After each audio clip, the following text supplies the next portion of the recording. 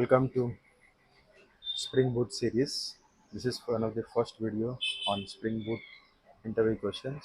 Today we are going to look into tricky scenario-based Springboot interview question, which every interviewer asks when you go for any Java Springboot microservice interview.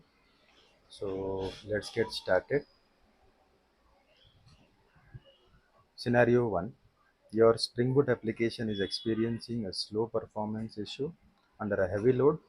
You You have profiled the application and identified the database calls are bottleneck. How would you optimize database performance without compromising the data integrity? To pinpoint the performance issues, what we would do is that use profiling tools like Spring Boot, Actuator, and Visual VM to identify the slow database queries. I would use Profiler or explain the plan to analyze the query performance and create an optimized indexes. For caching purposes, I would consider using Spring Cache or ES Cache, which we can use to handle heavy workload, right? Workloads. I would explore, database sharding, use tools like, sharding Sphere or Spring Database, Data JDBC. There are MongoDB database, the NoSQL, which supports database sharding. For data consistency, we use Spring Data JPA transaction management with isolation level. There are different isolation levels we can use it. To optimize the resource utilization, I would configure the database connection pools using the Hikari CP or Tomcat JDBC. So we can optimize the connections where you will utilize the number of connections over there. Let's look at the scenario 2. You have a Spring Boot microservices that needs to be communicated with multiple external system. How would you design a resilient and fault-tolerant communication strategy? Let's look at the solution. We can use Spring Cloud Circuit Breaker with Histric or Resilience 4 to implement the circuit breaker pattern. This is one of the design pattern which is most used in microservice architecture. For asynchronous communication, I would leverage use of Spring Kafka or RabbitMQ with retry mechanism and dead letter queues. To handle transient failures, I would use exponential backoff with jitter. There are for centralized logging, I would integrate with Spring Boot Actuator and log aggregation tools like ELK. So there are different logging mechanism we can use with the ELK. We can use Splunk to ensure IDM potency. I would use UID or version.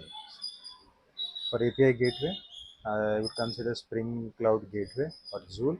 There are different gateway provider we can make use of. Let's look at the third scenario. Your Spring Boot application is deployed in cloud environments. It can be any of the cloud environments. How would you handle the configuration management to maintain the consistency across different environments? So we can make use of quadrate configuration property and at the rate value annotations for managing the configurations. So we need to configure this in the Spring Boot application. For external configuration, I would use Spring Cloud Config Server with Git or as a backend. Right? So we can define n number of configurations for different external configurations over there. For dynamic configuration updates, I would leverage Spring Bus. So let's say there is an update in any of these particular properties. Like for updating all the microservices, we can make use of Spring Cloud Bus. For secret management, I would integrate with cloud services like AWS Secret Manager or Azure Key Vault if you are using Azure. Scenario based. Fourth. So for your application, Spring Boot application is facing a security vulnerability. How would you approach securing the application and preventing the future vulnerabilities?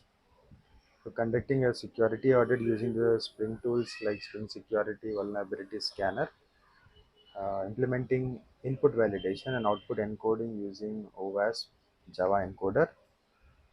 For authentication authorization, I would use Spring Security with AO 2.0 or JWT, Java Web Based Token.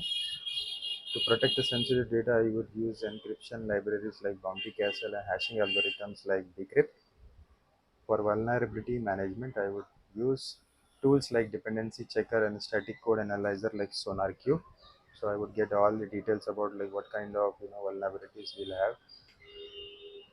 Let's look at the fifth scenario. You need to implement a distributed cache in Springboot application. How would you choose the right solution and handle the cache invalidation? So for cache selection depends on the factor like data size, access patterns, and consistency requirement. So we have to choose based on our requirement. Consider if you want to consider Redis for an in-memory data structure and EH cache for local caching.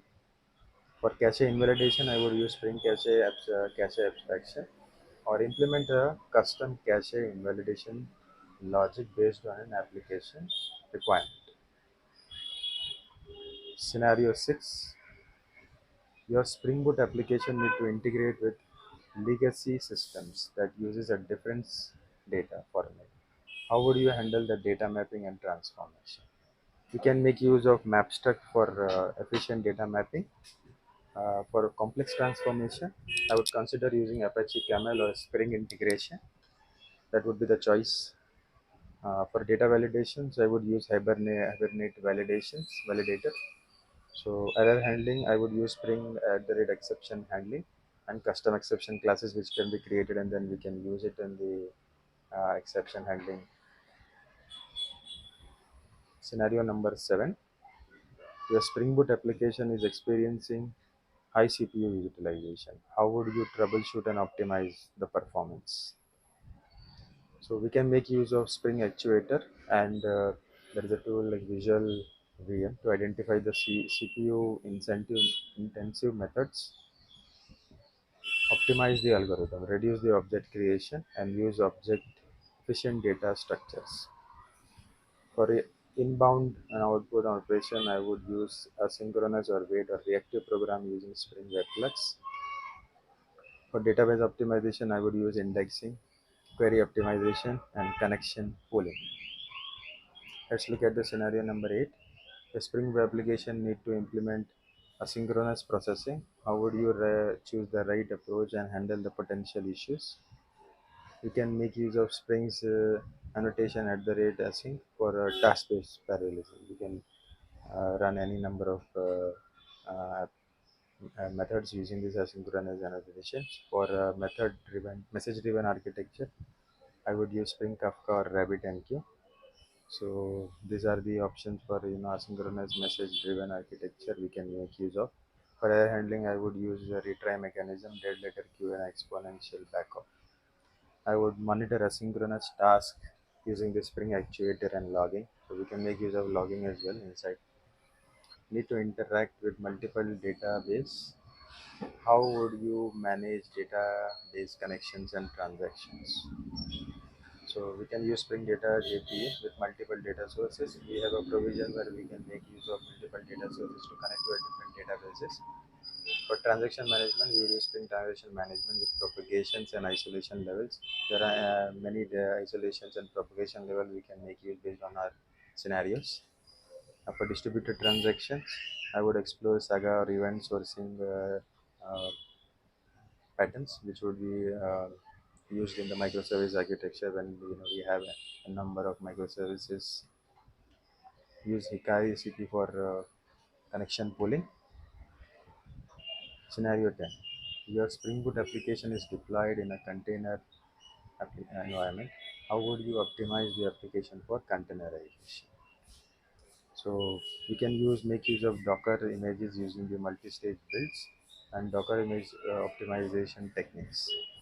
Configure JVM setting using the XMX and XMS flags.